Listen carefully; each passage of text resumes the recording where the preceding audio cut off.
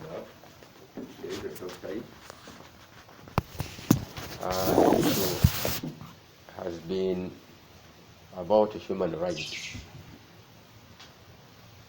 and it has built on how Ssebyala can serve us to practice human rights. Human rights seems to be a very expensive commodity. Governments are there to guarantee human rights, not to give it, because it is given by God. They call them inalienable. They are given by God, and no any individual or authority has the power and the right to take away from you. Right number one is the right to life. No any power or authority has the right to take somebody's life. And the Quran, at that point, because they say the criminal law in Islam is aggressive or something like that. Criminal law. The Western world looks at us in that way. When they say Sharia, they only fear the criminal law in Sharia, because there is no joke when it comes to human life.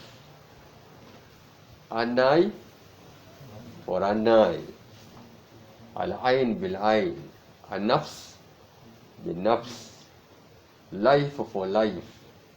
You take somebody's life, you pay with your life,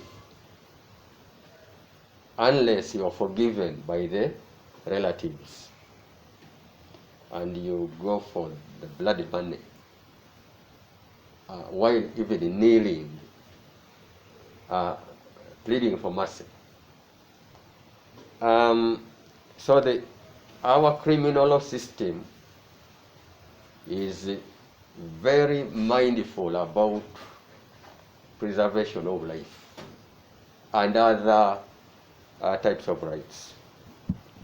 So human rights standards set to protect the dignity of man, to protect the dignity of man, to protect his life, to protect his ownership. The Quran says, وَلَقَدْ كَرَّمْنَا بَنِي Adam. We dignified man. We dignified. We gave man dignity. وَلَقَدْ كَرَّمْنَا بَنِي Adam. That's what the Quran says. So, it's not allowed that one behaves to the other, towards the other, in a way that, damages his reputation, that lowers his dignity. And that's why the Prophet said, man qutila, whoever is killed in these three situations is a martyr.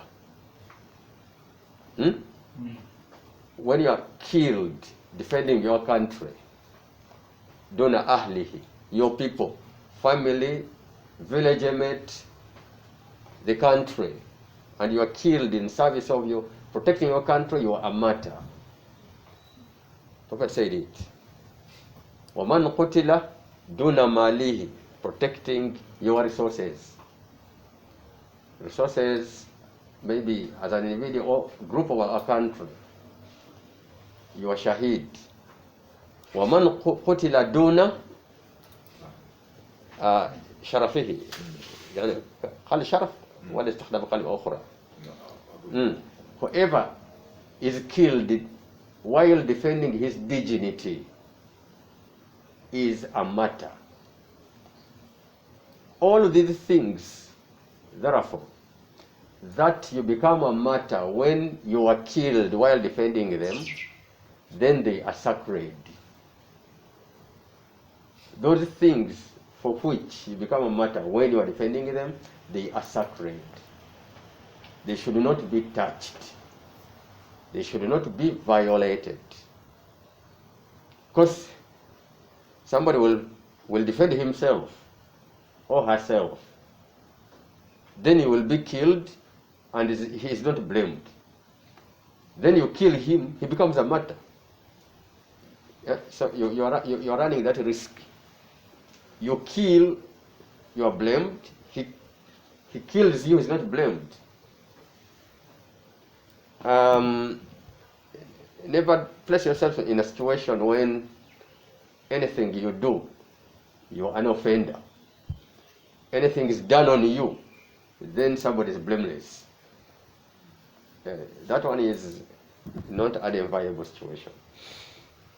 So, وَلَقَدْ كَرَمْنَا بَنِي آدَمَ, we gave dignity to man.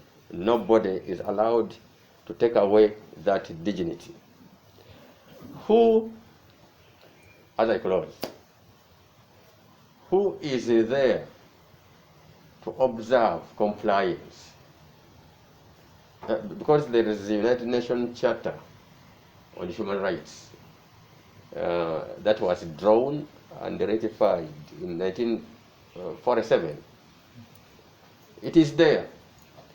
Who is there to observe compliance by states and governments of human rights? UN bodies, their groups, activists, and so on. We have them here in the neighboring countries, all over the continent, and in the Western world. But there are governments that are calling themselves policemen of the world. Yes. They're watchful. They're watchdogs over this and that. Do they have the moral right to do that? No. Can a country that existed, a nation that existed on genocide, was established on genocide? Because when the Europeans started their explorations, what followed the explorations, the geographic exploration, what followed was colonialism. When you study the Western civilizations, that's how it is written. That was followed by colonization. And the countries were colonized, and ethnicities, the Red Indians in America, were wiped out in what in modern terminologies we call genocide. You want to exterminate the people because of the way they look. That is a genocide. Because of what they believe in, the faith they hold. You are committing genocide. When they went there, they didn't want to live with the natives. They don't want to live with them. They resolved to end them. These are human beings. They resolved to end them. And until today, they haven't apologized. Why did they exterminate the Red Indians? That is the worst crime against humanity. Genocide, the worst crime against humanity. You want to end a race because you are a racist. You only want your race to exist. Others be killed. How can a nation that was established on genocide by ending lives of the natives, the owners of the country, How can that one that has not apologized to the rest of the world become the watchdog for human rights before they apologize? In the 17th century, when Britain was expanding and it called itself الإمبراطورية التي لا تقع عليها الشمس, the empire on which the sun will never set. The territories of the British Empire, the sun will never disappear from 24 hours because it controlled Australia, India, and all the countries in between, and the United States. It will be night in half of the part of the world, and it will be day the other. Then day here, the sun will never set on our empire, Great Britain. That one then discovered, that's what they say, that they discovered Australia. What did they do? They freed, they released the criminals from prisons, took them, shipped them into Australia, and used them to exterminate the Aborigines. The native inhabitants of Australia are called the Aborigines. They were exterminated to 3%. Today, only 3% survives. That's the percentage of all the Australians are from outside. The other ones are underprivileged. They are not even equal. They don't give them equal services when equality is one of the basic human rights they are defending. Nations that existed on exterminating others, on genocide, should not claim to be policemen over the others on human rights. They don't have that moral authority. When you came here and killed all the ancestors of these people. There are so many things that can be said. Nations that colonized the others for 500 years and took all the resources from those countries for 500 years. I remember when I was studying the geographical explorations in Al-Kshuf al-Geography, there was a man called Magellan. It's no longer on your syllabus. It was revised.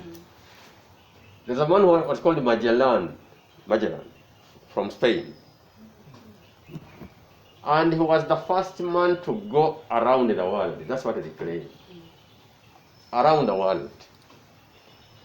Unfortunately, that his voyage was completed, the voyage around the world, but he was killed somewhere near China. The captain was killed there in a civil war. Magellan. 25 ships sailed from Spain. Only one, called Victoria, came back.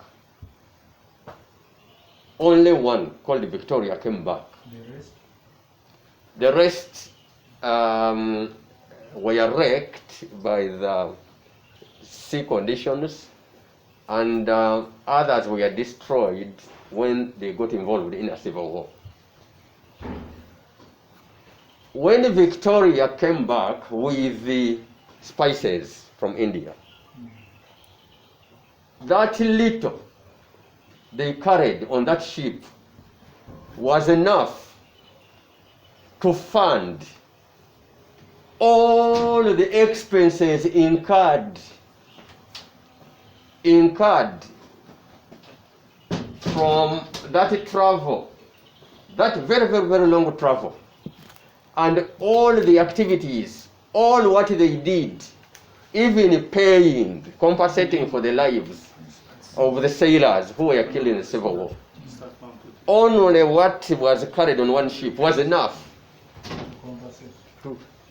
to pay all those expenses. And if somebody sails with 25 ships and none is damaged, and all of them come with other people's wealth for 500 years, why won't they be rich? Why won't they be the richest when they took your resources, such expensive resources, for 500 years? And you had to carry arms to fight them off. They were not going to give you independence. Do you know why they gave you independence? I'm going to say something that is it will be acceptable because it's an academic fact.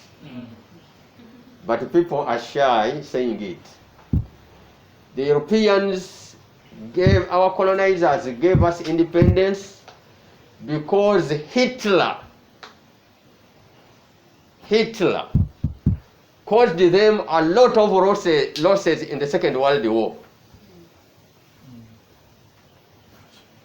They became so weak that they failed to hold on to these territories.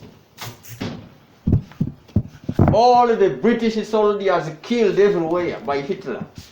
They had no soldiers to come and control Kenya when the Mau Mau rose, and so on and so forth. So they started giving us independence because of the losses that happened to them in Europe. By who? By Adolf Hitler. I don't want to praise Hitler, but he helped you. He helped you. Without Hitler, you would be under British colonialism until today. Is Hitler all bad? Okay. Apart from those Europeans, we who don't want to be monitored by the Europeans, the Western world, over human rights, how are we faring on human rights? I think that one will be tackled on a different day. How we, who don't want to be monitored by these Europeans, how are we faring on human rights in the Muslim world? I don't want to open that topic because it is a can of worms. Thank you very much. Assalamu alaikum.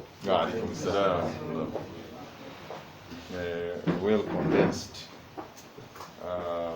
comment from Professor